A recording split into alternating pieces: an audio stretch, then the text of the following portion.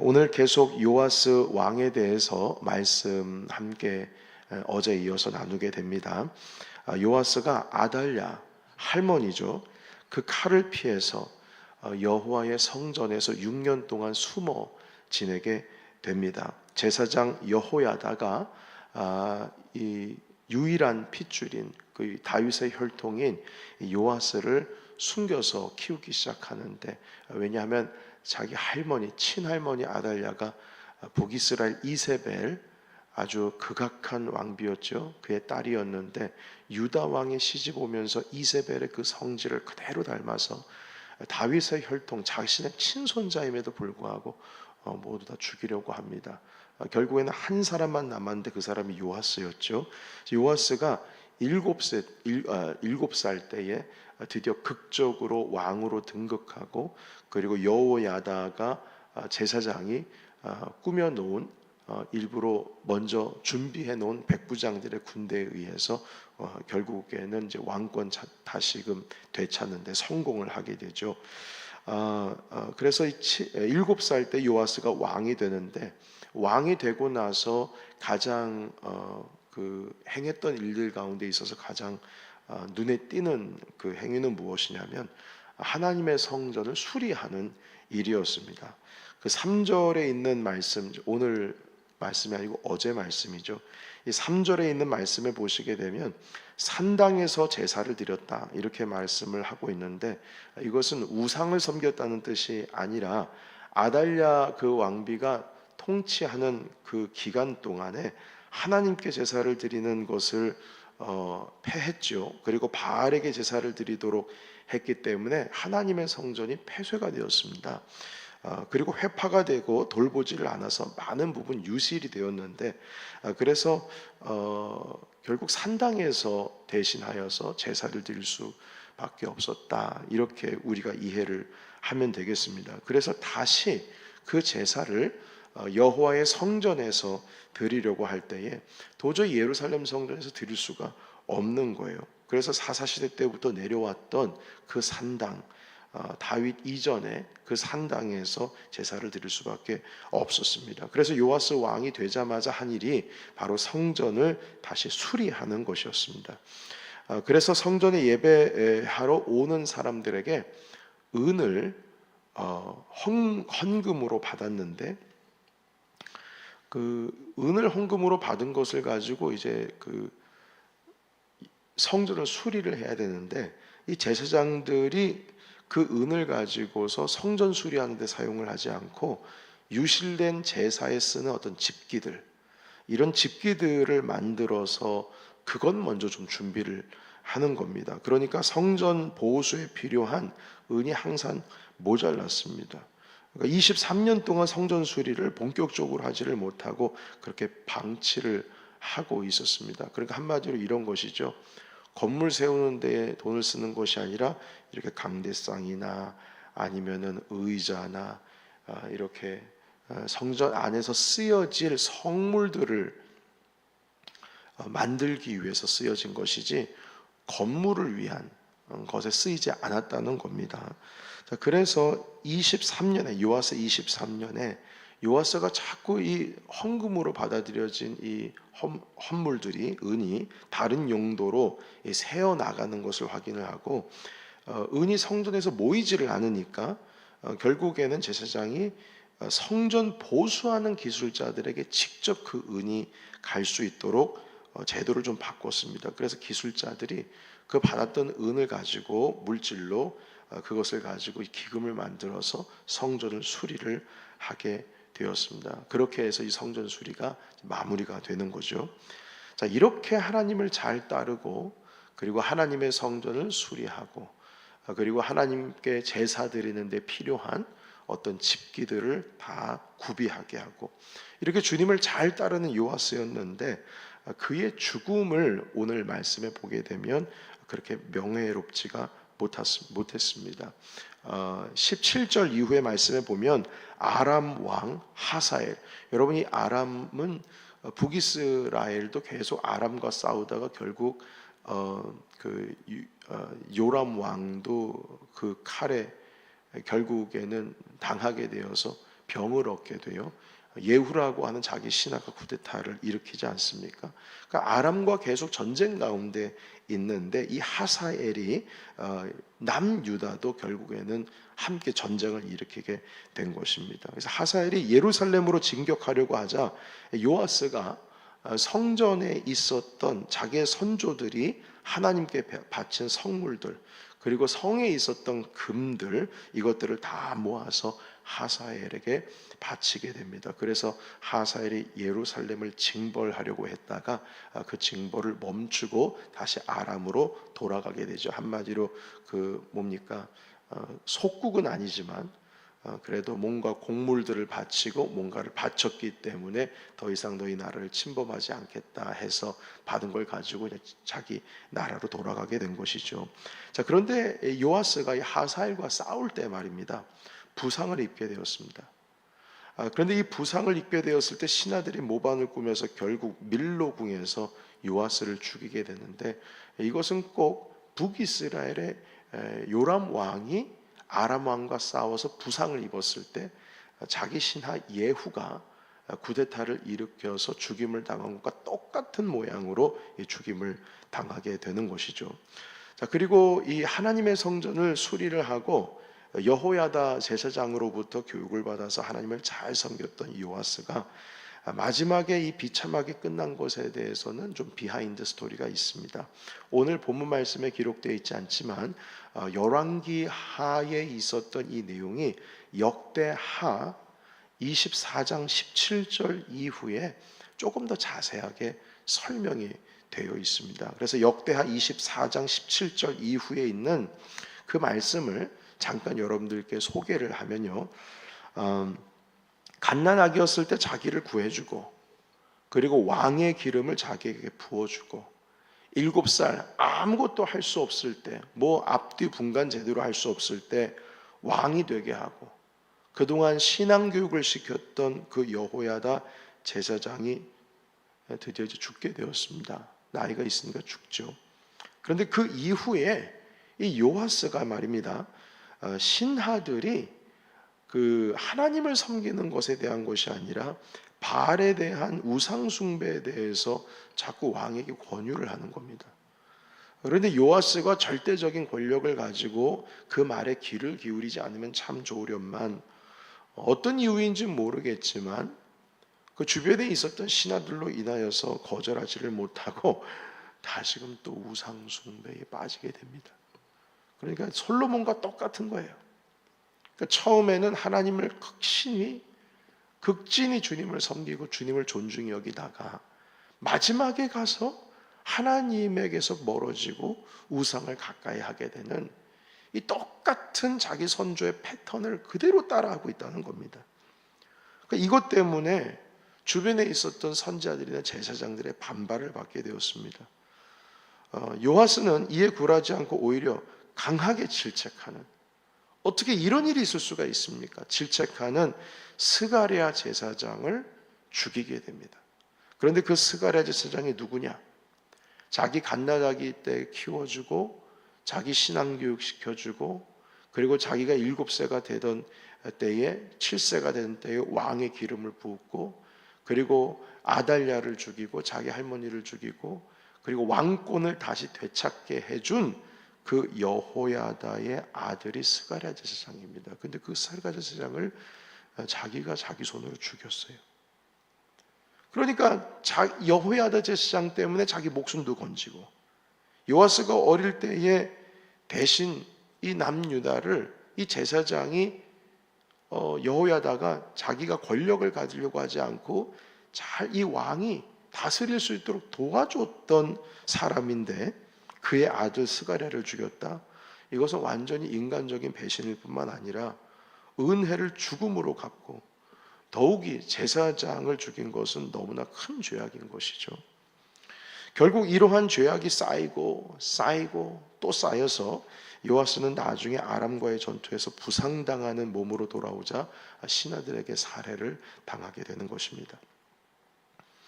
여러분, 어떻게 요아스가 이렇게 변할 수 있을까? 어떻게 이렇게 변할 수 있을까? 처음에는 성전의 개혁을 일으켰던 사람이었는데 어떻게 이런 일이 있을 수 있을까 의문도 되지만, 사실 여러분 이렇게 변하기까지 몇 년의 세월이 걸렸냐면 40년의 세월이 흘렀습니다. 여러분 40년 통치면요 솔로몬의 통치 기간과 맞먹습니다. 그러니까 40년 동안에 나도 모르게 변하고 있는 거예요. 처음에는 아니었지만 시간이 지나면서 자기를 강하게 이끌었던 여호야다 제사장이 죽자 그의 아들을 죽일 정도로 마음이 강팍해지게 변하게 된 겁니다. 마지막에 끝자락에 가서는요. 여러분 우리의 신앙의 연도가, 횟수가 어느 정도 됩니까? 하나님을 만나고 나서 우리가 어느 정도의 신앙생활을 하고 있습니까?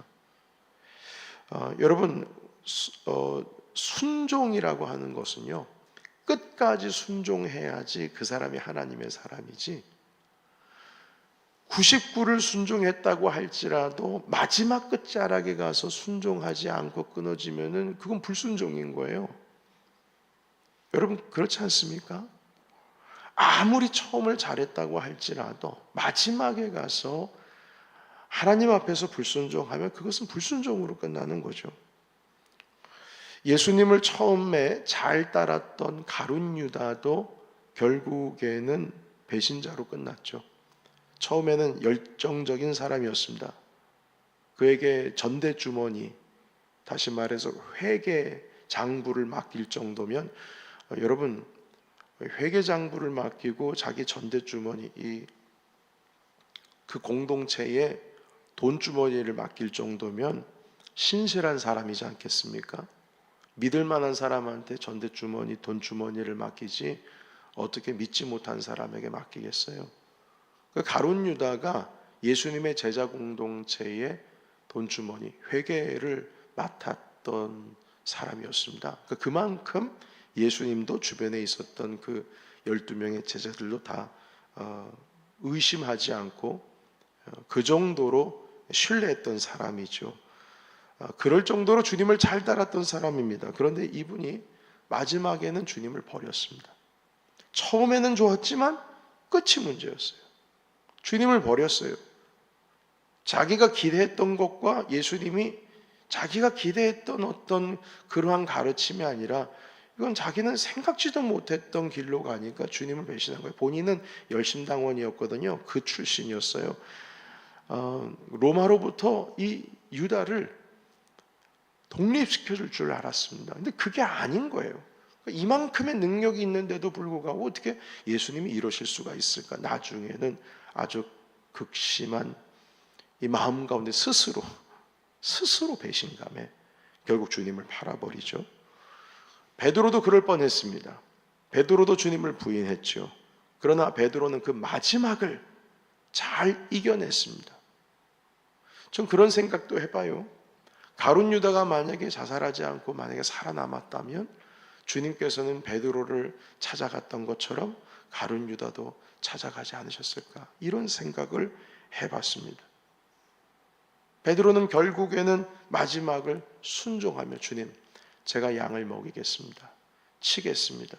해서 끝까지 순종하는 삶으로 주님께서 남의 띠를 띠고 끌려가는 그 예언의 말씀을 받았지 않습니까? 나중에 어떻게 죽임을 당할지에 대해서 주님께서도 어떤 언지를 주셨습니다만 베드로 사도께서는 결국에도 본인도 십자가에 못 박혀 돌아가셨죠. 여러분 끝까지 순종하고 끝까지 인내하고 끝까지 주님을 붙드는 것이 중요합니다. 초대교회는 끝까지 인내하고 기도했던 사람들 때문에 세워진 교회라는 사실을 우리는 알아야 될 것입니다. 안디옥 교회도 마찬가지고요. 고린도 교회도 마찬가지, 골로새, 빌립보 교회 다 마찬가지입니다. 여러분 각 교회마다 어려운 일들과 이단적인 일들이 있지 않습니까? 영지주의 들어오고 이단 사상 들어오고, 그래서 이 사도 바울께서 감옥에 있으면서 자기도 뭘 어떻게 할 수가 없습니다. 그럼에도 불구하고 교회를 사랑하는 마음에 몇 번씩이나 편지를 쓰지 않습니까? 고린도 교회는 어떤 교회였어요? 음란으로 가득한 곳이었고, 여전히 이방신을 섬기는 그 어떤 습관들이 남아있는 그런 교회였고, 서로 당파를 지어서 서로 싸우는 교회였고, 식탁의 자리를 함께 나누지 않는 그런 교회였고, 갈라디아 교회는 어떤 교회였습니까? 이단 사상이 들어와서, 영지주의가 들어와서 예수 그리스도의 십자가의 죽음, 육체적인 죽음을 부인하는 그런 신앙 사상이 들어와서 막 뒤엉켜져 가지고 엉망이었던 교회였습니다. 그러나 결국 그 자리를 끝까지 순종하고 끝까지 인내했던, 아무리 고난과 핍박이 온다 하더라도 이름도 없이 빛도 없이 그렇게 순종하면서 신앙을 지켰던 자들로 인하여서 교회가, 초대교회가 살아남을 수가 있었던 것입니다. 여러분, 우리 한국교회도 마찬가지입니다. 일제시대 때, 또 한국전쟁 때를 지나가면서 신앙을 붙들고자 순교를 택할 수밖에 없었던 수많은 신앙인들 때문에 귀한 영적인 자산을 우리가 물려받을 수 있었던 것입니다. 그래서 제가 신학교 다닐 때 저를 가르쳐 주신 교수님께서 그 순교자의 자녀셨어요. 그리고 또 장신대 들어갔을 때에도 저를 가르쳐 주셨던 주승준 교수님 같은 경우에는 주기철 목사님의 친손자셨고, 그래서 그분들의 이야기를 들으면 어떻게 선조들께서 신앙을 지키고 교회를 지키려고 했는지에 대해서 들어보면 이 마음 가운데 우리가 뜨거워지죠. 우리도 끝까지 순종하고 주님의 나라를 위하여 나의 신앙뿐만 아니라 교회를 지키겠다라고 하는 그러한 다짐을 할 수밖에 없는 소중한 이야기들을 들었습니다. 여러분, 마지막이 중요합니다. 처음이 중요한 게 아니라 마지막이 중요해요. 끝자락이 중요하다는 것이에요. 아무리 열정적이다, 여러분, 뜨겁고 열정적이면 특징이 뭡니까? 갑자기 뜨거워진 것은 갑자기 식어집니다. 양은 냄비처럼 급하게 끓었다가 불 꺼지면은 그냥 꺼져 버립니다.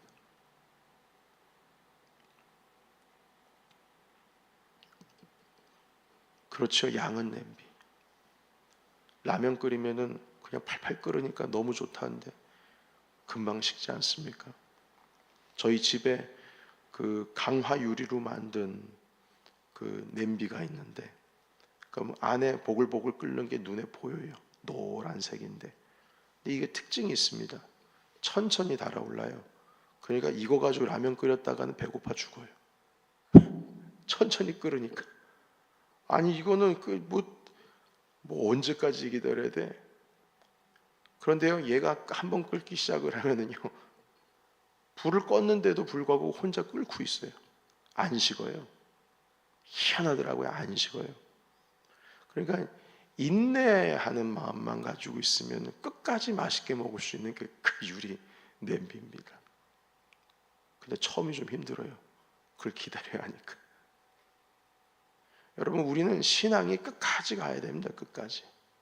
처음에만 막 끌었다가 보십시오. 이 요아스가 하나님 아버지 앞에 막 처음에 왕이 되자마자 성전을 수리하고 보수하고 23년 동안, 마지막 그러다 끝자락에 가서는 결국에는 신하들의 등살에 우상과 가까워지게 되는 신앙을 택할 수밖에 없었지 않습니까? 여러분, 우리의 삶 가운데 있어서도 마지막까지 인내를 가지고 믿음의 경주를 감당하시기를 주님의 이름으로 축복합니다. 여러분, 마지막 때에 주님께 드릴 아름다운 열매를 가득 안고, 그리고 주님의 심판대 앞에 가서 칭찬받으시는 우리 모두가 되시길 주님의 이름으로 축원합니다. 그리고 여러분 받은 직분 있죠?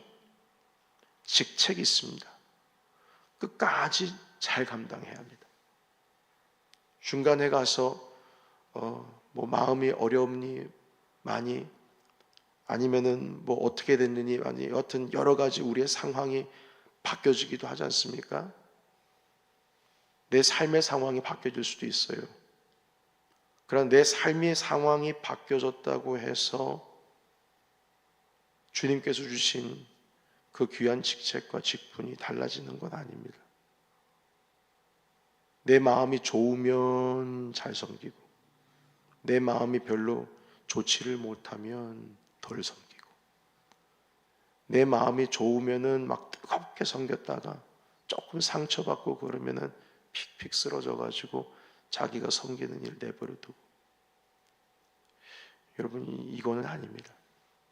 끝까지 가야 됩니다. 끝까지.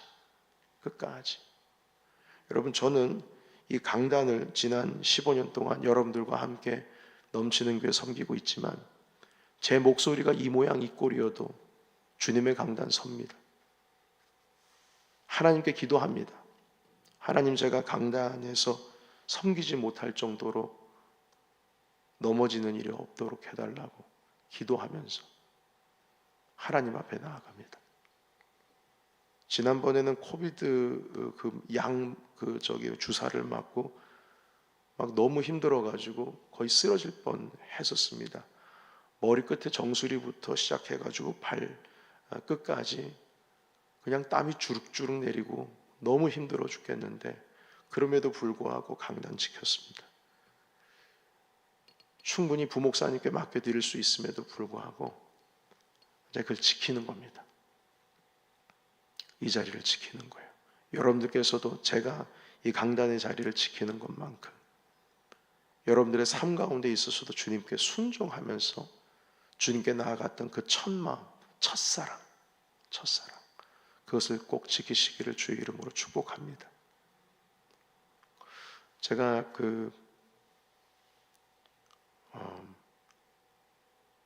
한국 교회 여러 가지 이슈도 많이 있었습니다만, 그 연세중앙교회의 윤석전 목사님에 대한 그 에피소드를 제가 그 수련회 가서 한번 들은 적이 있습니다. 지금 제가 준비하지 않은 원고이기 때문에 잠깐 생각을 가다듬어야 하는데, 한 20년 전에 들었던 설교였습니다. 제가 흰돌산 수련원에 가서 한 3박 4일 동안 수련회 가운데 참석하면서 들었던 설교였는데, 그 목사님께서 그 예배를 드리시는데 사모님이 좀 더 하시거든요. 그러니까 엄청나게 큰 대형 교회를 이끄시기 전의 이야기인데, 그런데 도저히 그날은 이 예배를 인도할 수 없을 정도로 몸이 감당이 안 돼서, 이건 병원에 급히 가야 될 것만 같은, 그러니까 몸이 원래 좀 안 좋으세요. 그래서 도저히 이게 섬길 수가 없을 것 같다라고 하는 마음이 들어서 아무래도 안 되겠다 싶은 겁니다. 그러자 사모님이 등장을 하셔가지고, 당신이 그동안 하나님께 기도했던 게 뭐냐? 내가 만약에 죽어도 강단에서 죽는 게 가장 명예스럽고 하나님 아버지 앞에 큰 영광을 올려드리는 것이 아닌가 하면서 그렇게 하나님께 기도하지 않았냐고, 죽더라도 강단에 설교하다 죽게 해달라고, 오늘이 바로 그때라고 그러시면서 사모님이 여기다가, 이 강단 여기다가 못을 박으셨대요. 그리고 허리춤에 있는 이 벨트를 거기다가 달아 놓으셨대요. 그래가지고 넘어지지 못하도록 이렇게 걸쳐놓고, 그리고 나서 설교를 하셨다고 그러더라고요. 그 이야기를 해주시는 거예요. 그만큼 이 설교자가, 목회자가 주를 향하여 말씀 전하는 것에 대해서 이 하나님께 순종하는 마음으로 이 강단 지켜야 된다라는 말씀을 하시면서 그 말씀 하시더라고요. 여러분, 또 기도를 항상 이 목사님께서는 밤에 교회 가서 기도하는 습관을 가지고 계셨는데, 한 번은 감기 기운이 있어가지고 저녁 식사를 하고 이렇게 의자에 잠깐 앉아 있으셨답니다. 그러자 당신의 아들 녀석이 오시더니, 아버지 오늘 교회 기도하러 안 가세요? 그러니까 아니, 몸이 좀 안 좋아서 이걸 조금 쉬고 있다, 아무래도 오늘 힘들 것 같아, 이렇게 얘기하셨다는 거예요. 그래서 그 아들이 뭐라고 그러냐면, 우리 아버지 타락했네. 그 한마디 때문에 그래서 다시 주섬주섬 옷 입고 교회 가서 기도하셨다고 그러시더라고요. 그러니까 윤석정 목사님의 그 말씀이 뭐냐, 목회자들한테 하시는 말씀이 주님 앞에 기도 쉬는 것은 타락한 거다. 그 말씀 하시는 거예요. 사무엘 선지자께서도 말씀하지 않으셨어요? 나는 기도하기를 쉬는 죄를 범하지 않았다. 여러분, 지금 이 말씀을 드리는 것은 끝까지 가는 겁니다. 주님을 섬기기로 했고 순종하기로 했으면 끝까지 가는 거예요.